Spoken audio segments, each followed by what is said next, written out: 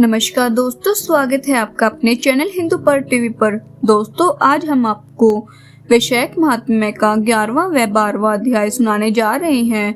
अगर आपने इससे पहले के वैशाख महात्म्य के अध्याय नहीं सुने हैं तो आप हमारे चैनल पर बनी प्लेलिस्ट वैशाख महात्म्य में जाकर सुन सकते हैं।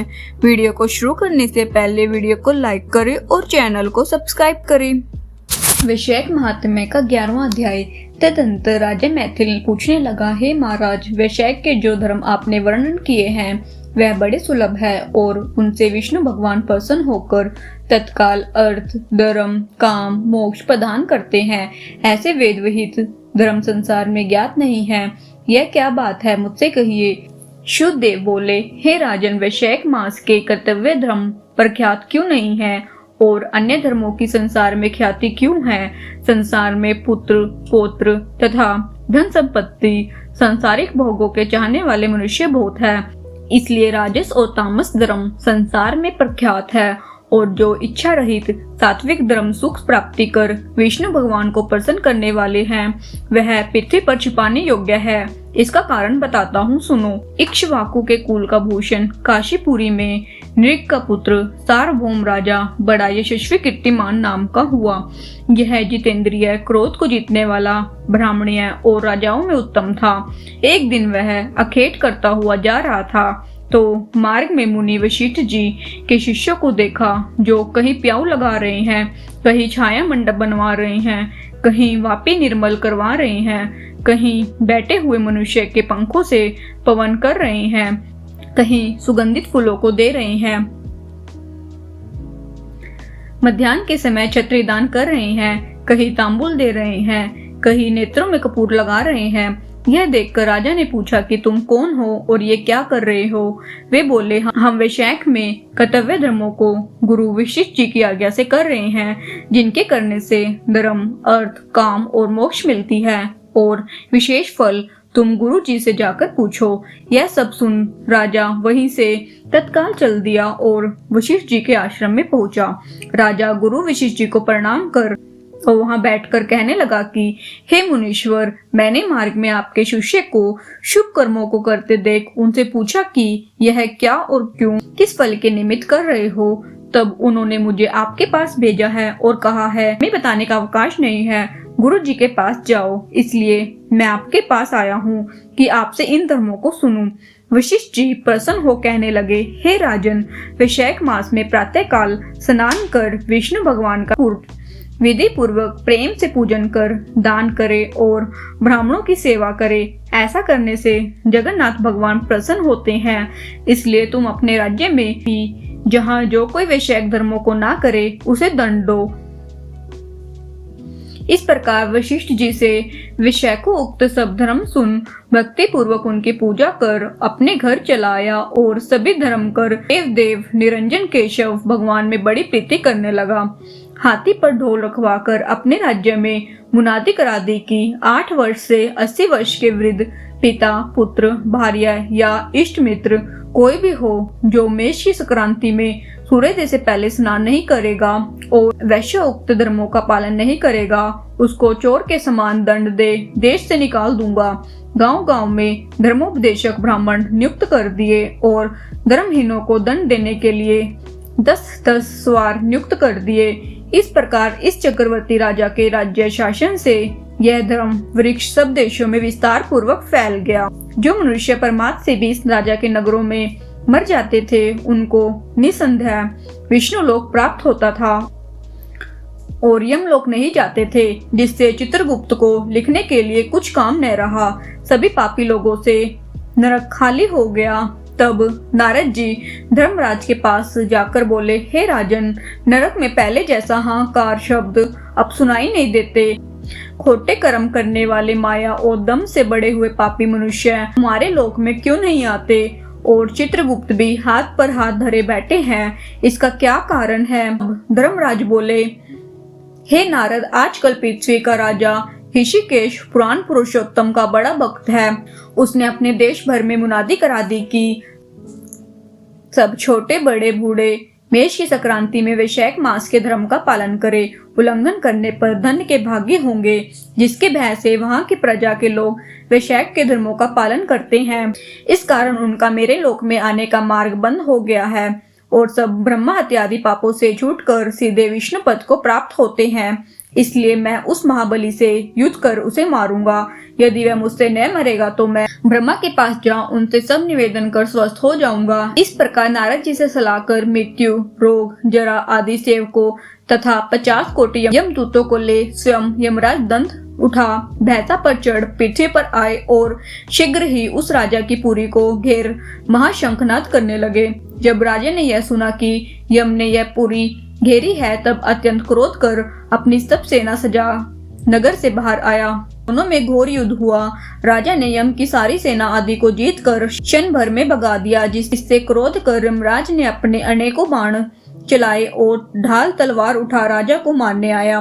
तब राजा ने 3 बाणों से यमराज के धनुष, ढाल, तलवार आदि सब काट गिरा दिए और एक तीक्ष्ण बाण यमराज के मस्तक में मारा।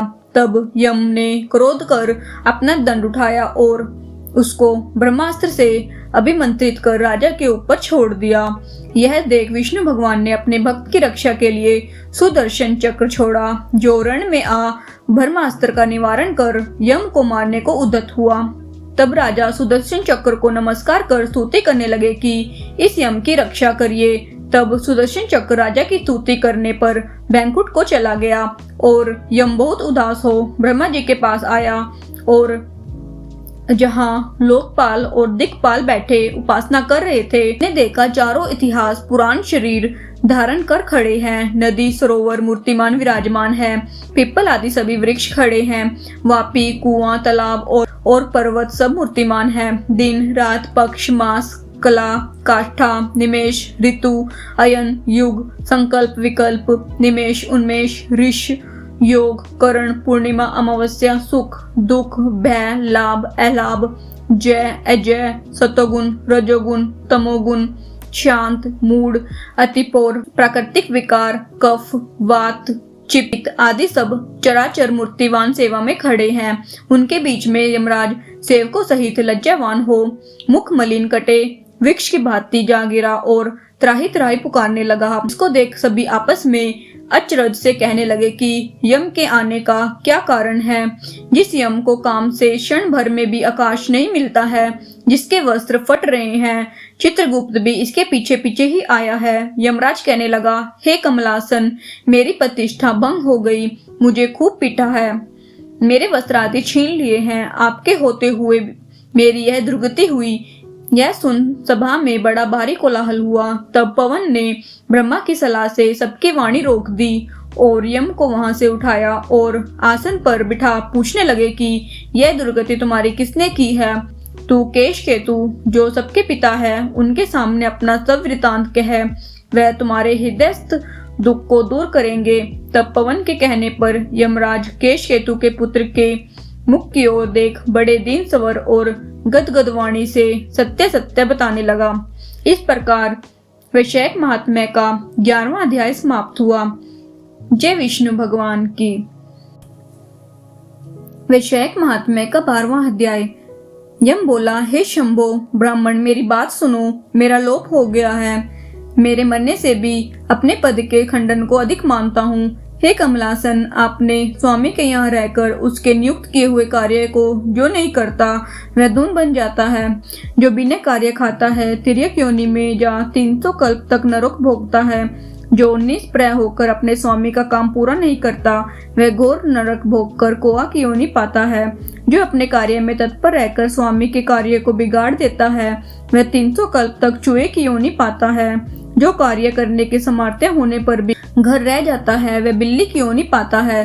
तो हे देव, मैं आपकी आज्ञा अनुसार प्रजा के धर्मों का साधन करता हूँ और अनेक कर्म अनुसार पुण्य और पाप कर्म को धर्मशास्त्र के जानने वाले मुनियों द्वारा भली भांति विचार कर कल्प के आदि वर्तमान में जो यातना होती है वो मैं देता हूँ। हे प्रभु, अब मैं अपने नियोग को करने में समर्थ नहीं हूँ, क्योंकि कीर्तिमान राजा ने पृथ्वी से आपका नियोग उखाड़ दिया है। इस राजा के भय से समुद्र पर्यंत सब पृथ्वी के मनुष्य वैशाख के कर्तव्य धर्मों का पालन करते हैं। प्रजा ने सब पितृेश्वरों की पूजा, अग्निष्टोम आदि यज्ञ, तीर्थों यज्ञ आदि सब शुभ कर्म, सांख्य योग, प्राणायाम करना, होम और स्वाध्याय का नाम लेना तक छोड़ दिया और अनेक प्रकार के पाप करने पर भी उनके वंश के, माता के वंश के, ससुर तक के वंश के 26 पीढ़ियों तक के पितृेश्वर सब पापों से मुक्त होकर दिव्य देह धारण कर मेरा मार्ग छोड़ विष्णु लोक में हरि भगवान के पास चले जाते हैं। अतः अब इस काम पर मुझको रखने की आवश्यकता नहीं है। यह आपका दिया हुआ दंड और पट आपके चरणों में रखा है। हे ब्राह्मण, जो अनेकों तीर्थ स्थान से दान, तप, व्रत करने से, अनेक प्रकार के धर्माचरण करने से, प्रयास में पतन होने, रण में मरने से, यज्ञ आदि करने से देवगति नहीं मिलती, जो मेष की संक्रांति में प्रातःकाल स्नान कर भगवान का पूजन कर कथा श्रवण करते हैं और वैशाख महात्म्य सुने और यथोचित वैश्वनीय धर्मों का संपादन करे, तो वह विष्णु लोकाधिपति हो जाता है। राजा की आज्ञा से वैशाख के कर्मों को कर सभी मनुष्य बैकुंठ चले जाते हैं। यह राजा मेरा और आपका परम शत्रु है। हे जगतपते, इस राजा का निग्रह करना उचित है। यदि हम उसकी अपेक्षा करेंगे तो वह केवल विष्णु भगवान के चरणों का आश्रय लेकर वह राजा इस संपूर्ण लोक को बैकुंठ में ले जाएगा, इसमें संदेह नहीं है। इस कीर्तिमान राजा ने मेरी लिपि दूर कर दी है, ऐसी किसी शास्त्री ने आज तक नहीं किया। हे प्रभु, पट मार्जन की बात तो पुराणों में भी नहीं सुनी। उस राजा के सिवाय भगवान में तत्पर ऐसा राजा कोई नहीं हुआ जिसने पट मार्जन की घोषणा कर दी और यमलोक में आने का मार्ग रोक दिया। इस प्रकार वैशाख महात्म्य का 12वां अध्याय समाप्त हुआ। जय विष्णु भगवान की।